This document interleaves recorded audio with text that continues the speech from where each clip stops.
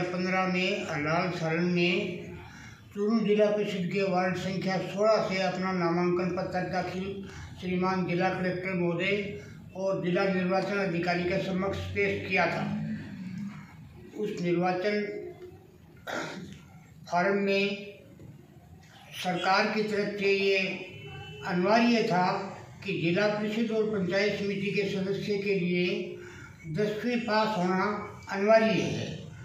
तो हरलाल सारण जो था वो 10वीं पास का सर्टिफिकेट उत्तराखंड विद्यालय शिक्षा परिषद रामनगर जिला नैनीताल से प्रमाण पत्र और अंक तालिका ला करके और अपना नामांकन पत्र दाखिल करवाया था।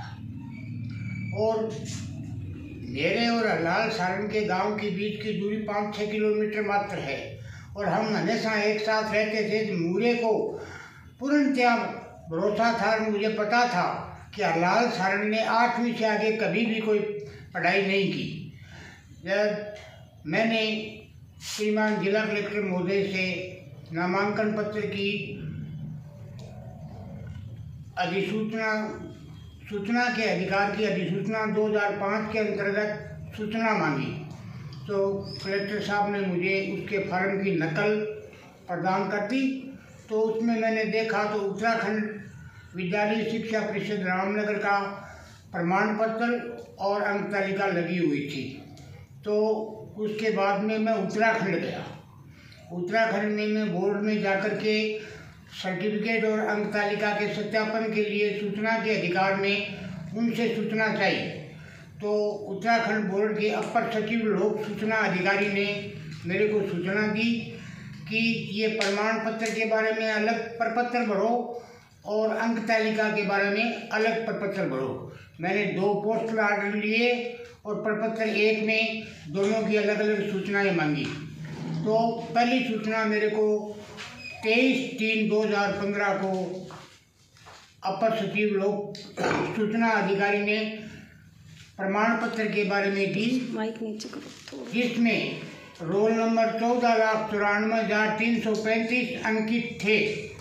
तो उसके लिए उन्होंने साफ साफ लिख दिया कि हमने 2010 में हमारे बोर्ड में किसी भी 10वीं के परीक्षार्थी को हमने ये रोल नंबर आवंटित ही नहीं किए, इसलिए ये प्रमाण पत्र फर्जी, जाली व कूटरचित है।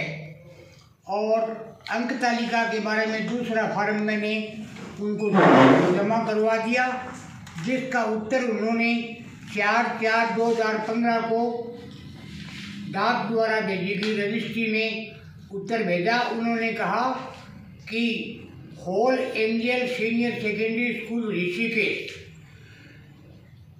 हमारे इस बोर्ड में पंजीकृत ही नहीं है, और हरलाल का वो सर्टिफिकेट था वो holy angel senior secondary school Rishikesh के नाम से अंक तालिका जारी की गई थी। तीसरी बात ये हुई कि 2010 में उत्तराखंड बोर्ड का जो रिजल्ट डिक्लेयर हुआ था वो 30 मई को हुआ था, और हरलाल सारण ने जो सर्टिफिकेट प्रमाण पत्र जो है वो जमा करवाया उसमें 27 मई की तारीख लगा दी। 3 दिन पहले ही डिक्लेयर हो गया उसका रिजल्ट। और तीसरी बात ये कि हरलाल सारण ने 2008 में भारतीय जनता पार्टी से एमएलए का चुनाव लड़ा था, और इसने अपना नाम हरलाल सारण सनोत मोहनराम सारण और उम्र 47 वर्ष अंकित किया था 2008 में। और 2015 में जिला परिषद का चुनाव लड़ा, उसमें हरलाल सारण की जगह तो हरलाल सिंह सारण हो गया, और बाप का नाम मोहनराम की जगह मोहनलाल हो गया, और उम्र 8 साल बाद में भी उसकी 47 साल रह गई, एक दिन ही नहीं बढ़ा। तो ये तो साफ हो गया कि सारे के सारे जाली, फर्जी, कूटरचित दस्तावेज तैयार करके और किसी के सहयोग से और इसने फर्जी प्रमाण पत्र जारी करके ये जिला परिषद का वार्ड का चुनाव और जिला प्रमुख का चुनाव फर्जी तरीके से लड़ा था।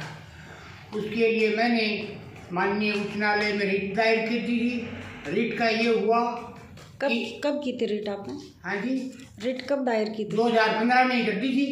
2015 में मैंने हाई कोर्ट में रिट दायर कर दी, लेकिन उसका फैसला नहीं हो सका और उसका कार्यकाल पूरा हो गया, इसलिए उसका फैसला करना उचित हाई कोर्ट ने नहीं समझा। उसमें मैंने एक प्रेज मेरी ये भी थी कि इसके ऊपर आपराधिक प्रकरण दर्ज करवाया जाए, तो मुझे हाई कोर्ट से निर्देश मिला कि भाई आपराधिक प्रकरण तो आप स्वयं दर्ज करवाओ, हम नहीं करवाएंगे। आपराधिक आपराधिक प्रकरण फिर मैंने कोर्ट पे कहने के बाद में 25 जनवरी 2019 को कोतवाली थाना में इस्तिगासे के जरिए मैंने दर्ज करवाया। उस